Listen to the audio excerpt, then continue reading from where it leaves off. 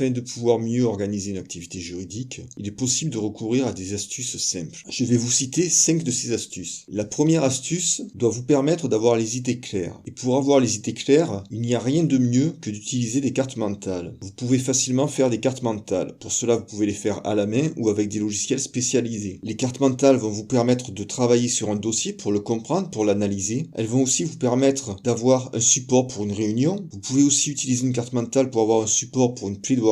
Vous pouvez utiliser aussi une carte mentale pour rédiger des documents, par exemple une note, un rapport ou des conclusions. La seconde astuce que l'on va aborder a vocation à vous permettre de ne rien oublier. En effet, vous allez avoir besoin de vous souvenir de nombreuses choses. Des rendez-vous par exemple, des actions à faire, des dates à respecter. Pour cela, le plus simple, c'est tout simplement de faire une liste des tâches. Vous pouvez classer ces tâches en fonction de ce qui est urgent ou non urgent. Une variante plus moderne de la liste des tâches consiste à utiliser un logiciel de rappel des tâches. La troisième astuce doit vous permettre de vérifier vos dossiers. Elle s'applique lorsque la réalisation d'un dossier impose de suivre une procédure particulière ou de réunir certaines pièces. Dans ce cas, pour ne rien oublier, le mieux c'est tout simplement de faire une checklist. Cette checklist va vous permettre de vérifier si tous les éléments d'un dossier sont bien présents ou bien vous allez pouvoir vérifier si vous avez bien suivi la procédure applicable pour ce dossier. Pour faire une checklist, vous pouvez utiliser un traitement de texte ou un tableur tout simplement avec par exemple des cases à cocher lorsque l'action a été faite ou lorsque le document est bien présent. L'astuce numéro 4 doit vous permettre de suivre les contentieux. Pour cela, vous pouvez utiliser un logiciel spécialisé, mais si vous n'en avez pas, vous pouvez utiliser un simple tableur. Dans ce tableur, vous allez pouvoir mentionner plusieurs données, les données principales de chaque contentieux, par exemple le nom des parties, les juridictions saisies, la date des prochaines audiences,